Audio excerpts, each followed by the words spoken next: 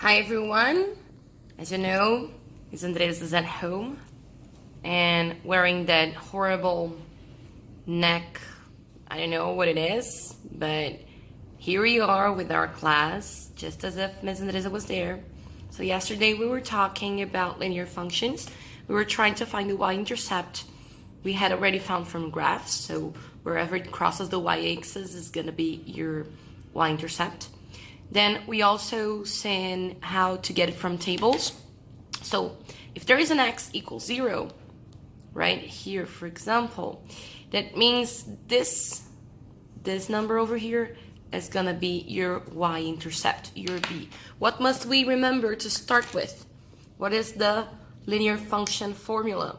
So it's f of x equals mx plus b, or y equals mx plus b. At this very moment, I'm gonna treat everything instead of y. I'm not treating as y anymore. We're treating it as f of x.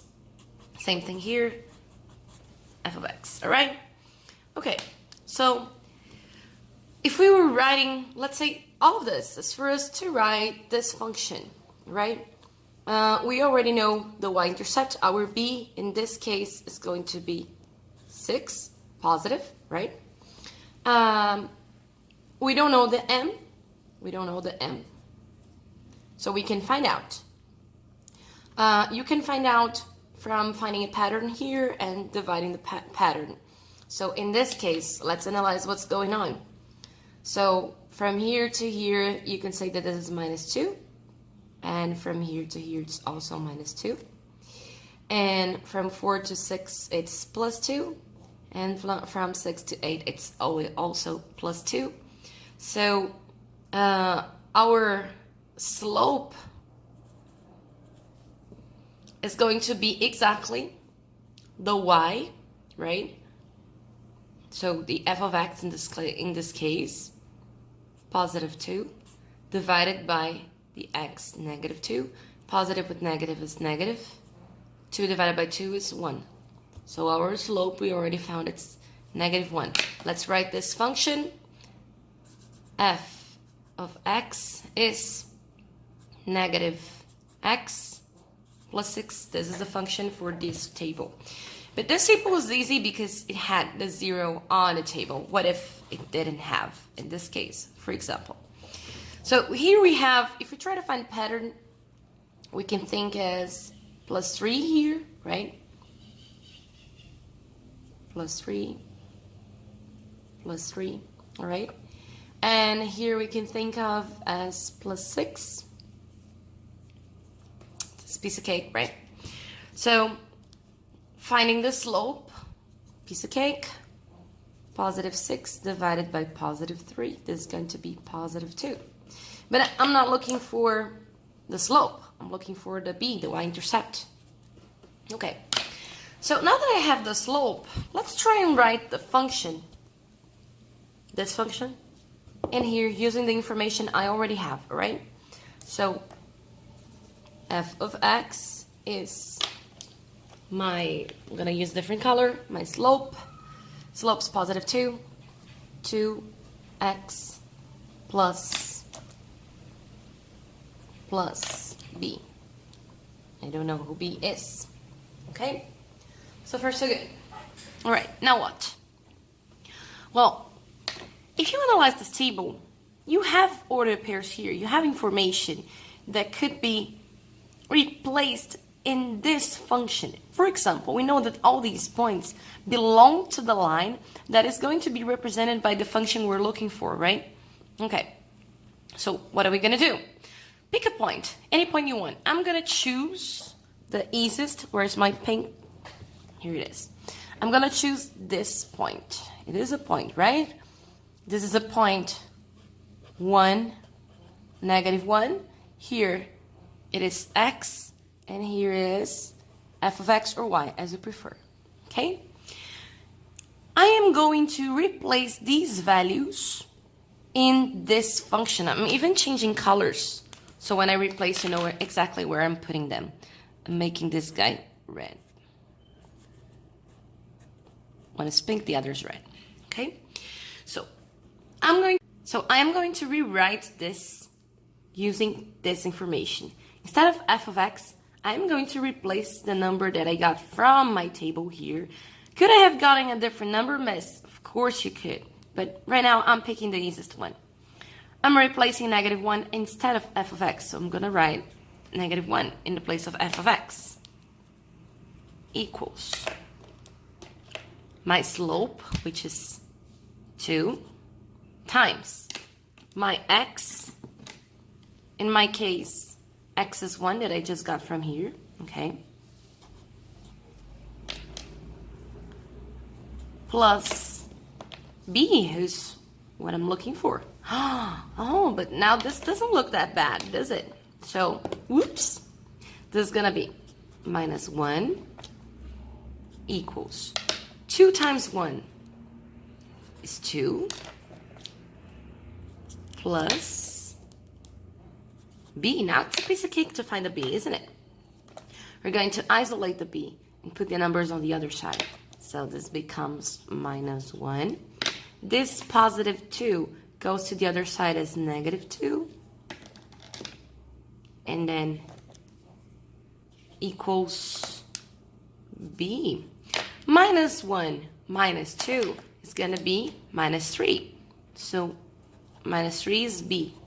So b is -3 is b. So I can rewrite my function now using all the information I've got. My function is 2x minus 3. There you go. You found the b. Okay? And this is what we do when we're looking for the b, the y-intercept, and we don't have it in the slope, in the table. Now, what if we were working with order pairs? I'm gonna guess here 2 order pairs. I'm going to guess 1 and 7, and I'm going to guess -2, -3. Let's see what happens. So how do I find the y-intercept? Remember, we're looking for b, the y-intercept, when all the information we've got is order pairs. Well, we don't have a slope, we don't have the function, we don't have the y-intercept, we have nothing. So you gotta find a way of finding something. First thing, slope, okay? In this case, you're gonna have to use the formula for the slope, which is y2 minus y1 over x2 minus x1. Who's y2, y1? You choose, okay? Using purple. This guy's gonna be my x1, y1, and green, x2, y2. Just so you know, the green pen is almost done because I have corrected so many tests with you with this pen. All right. In the place of y2, I'm gonna put the number that corresponds to y2, -3, minus my y1 is 7. Remember, if this number was negative, you would need parentheses and then another negative. One for the equation, one for the number. Not the case, okay? That's gonna happen if you change this guy as x2, y2, and this guy as x1, y1, but you can really choose anyone and anyone you want. So 7 here, over, who's my x2 is -2, and my x1 is 1. Okay, let's solve it. Slope, -3 minus 7, -10. And this guy's gonna be -3. So this is +10/3. Miss, can I have a fraction as a slope? Yes, you can. So right now, f of x is 10/3 of x plus b. We don't know who b is. That's what we're looking for. So now I'm going to do the same process as we did before. We're going to guess here one of these 2 points. You're going to choose the one that you think is easiest, and you're going to replace x and f of x for these guys. Remember, this is x, this is f of x. Okay, I'm going to choose this point, right? Instead of using f of x, I'm going to write -3. And instead of using x, I'm going to use -2. It doesn't really matter. You can choose whoever you want, okay? It could be the other one if you think it's easier. Let's be who's what we're looking for. All right. Now I'm going to work with this multiplication of fraction and whole number.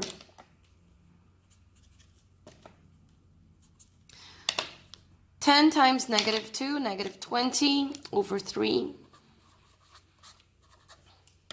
plus b. Okay?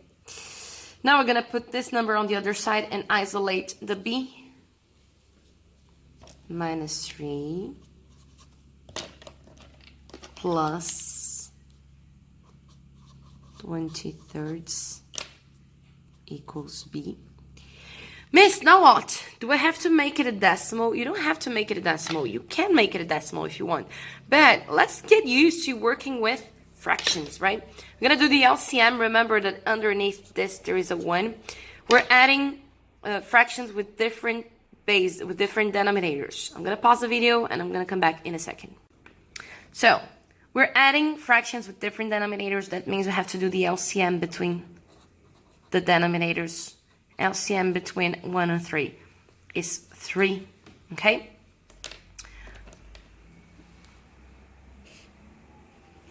Three, okay.